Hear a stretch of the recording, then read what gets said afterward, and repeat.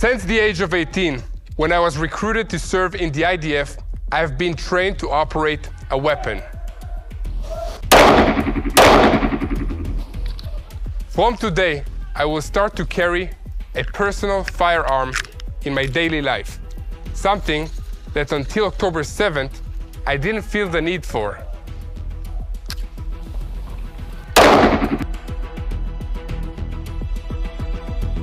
I'm Yair Pinto, and this is My State, an in-depth look at current events, my belief in God, and my journey in the Holy Land.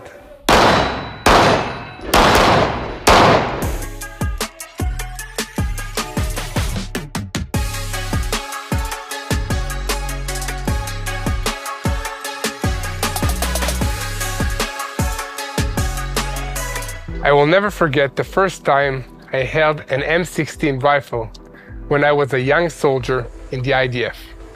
Our commanders spent hours teaching and shouting at us about the purity of arms, which is among the core values of the IDF.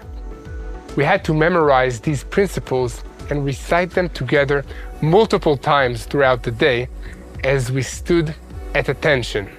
These principles refer to the fact that a soldier or a member of the security forces in Israel will not shoot an innocent person or harm a helpless person, meaning that an IDF soldier will not harm people who are not combatants. For 3 years, during the second Intifada of the early 2000s, many Israeli adults carried a firearm everywhere they went. Soldiers never went anywhere without their rifles, and most civilians carried pistols. After the second Intifada ended in mid-2004, the sight of people carrying weapons slowly became less common, but many people continued to carry them, and occasionally flare-ups of terrorism were accompanied by a surge of people seeking firearms license. But not me. Until today, I didn't feel the need to carry a weapon every day. But the events of October 7th changed all of that, and not just for me. 300,000 Israelis have applied to acquire a firearm since October 7th. This is 7 times more than applied in all of 2023 combined. The ranges where the required training takes place work from early morning until midnight. The phones at these places don't stop ringing, and you still have to wait more than 1 month to make an appointment. In addition to this, recent events have aroused great concern among masses of Israelis. Accordingly, there is now a surge in applications for the issuance of a license to carry weapons, meaning that between 8,000 and 10,000 new applications for the issuance of a license are submitted to the police every day.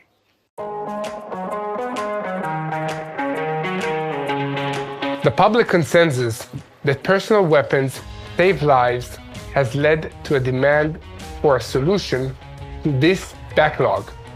The public expects a reasonable response to the hundreds of thousands of citizens who are demanding to exercise their right according to the law to bear arms. In order to understand the Israeli government's position on the issue of carrying weapons, it is essential to review at least a little of Israel's historical background. The first of these issues we look at is the historical memory of the state, beginning with the establishment of Israel in 1948. This event was accompanied by significant security challenges, starting with a period of rioting and terrorist attacks against Jews by Palestinian Arabs as the British were getting ready to leave, followed by an invasion by the regular armies of 3 neighboring Arab states the day after the last British forces were withdrawn. The State of Israel, or rather its citizens, developed a collective feeling of self-reliance and commitment to maintain the security of this country out of the shared experience of fighting for the independence with their own hands. For many years, Israelis were soldiers from the age of 18 to the age of 50, and they were required to have their service weapons with them at all times when they were on active duty and when they went back to visit their families in their houses. Many times, a terrorist attack would be stopped by armed IDF soldiers who are home on leave and manage to just miraculously be in the right place at the right time.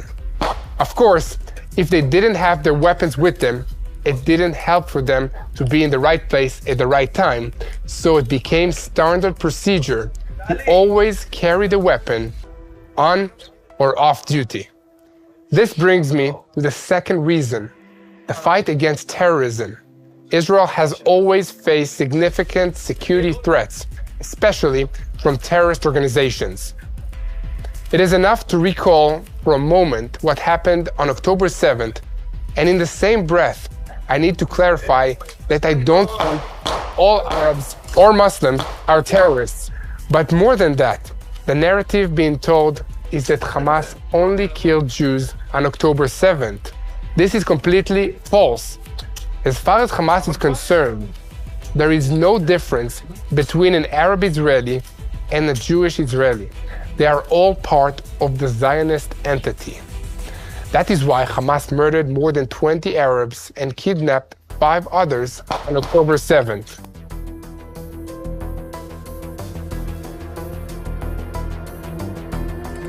Historical reality demonstrates to us that terrorist organizations attack Israeli citizens in everyday places whenever they have an opportunity.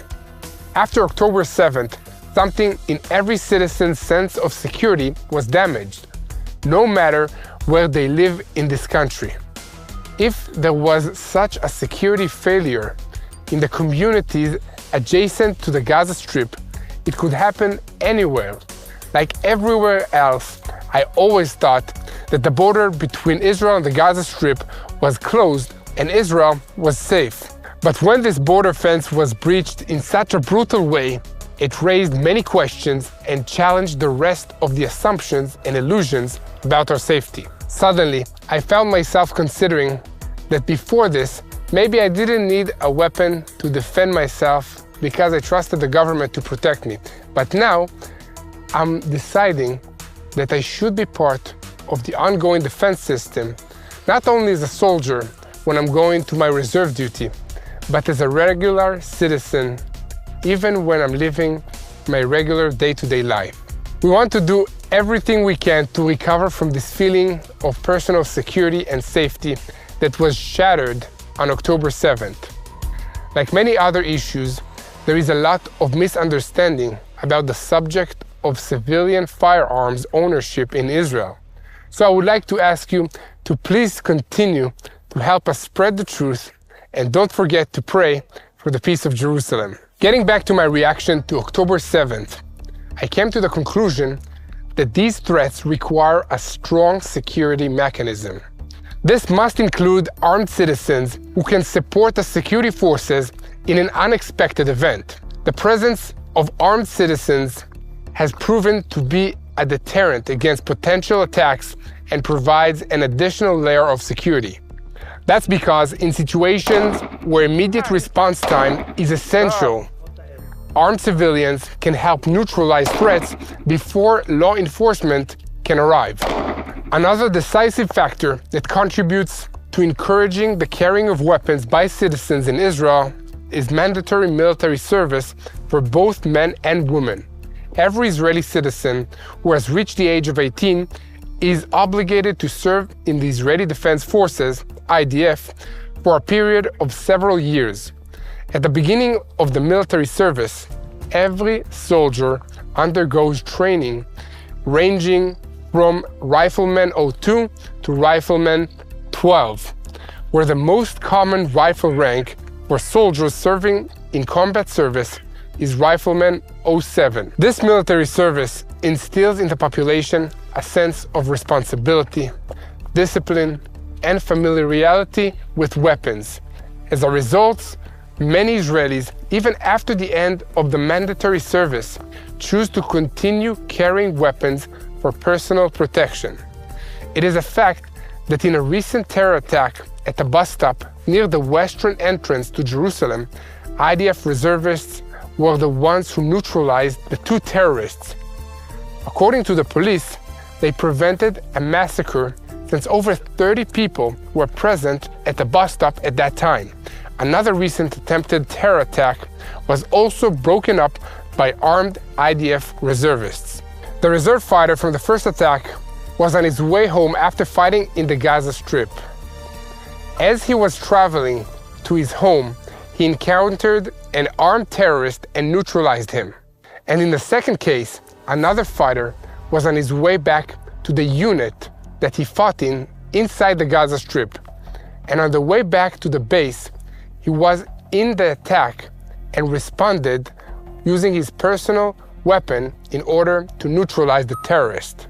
It is important to know that although Israel encourages citizens to carry weapons, it is not a free-for-all policy. The government maintains strict regulations and extensive training requirements to ensure that only responsible individuals are permitted to carry firearms. One cannot simply walk into a store and buy a firearm or ammunition. In Israel, owning a personal firearm and ammunition is not a right, but a privilege. Those who wish to acquire them must first acquire a license from the Israeli Ministry of Internal Security.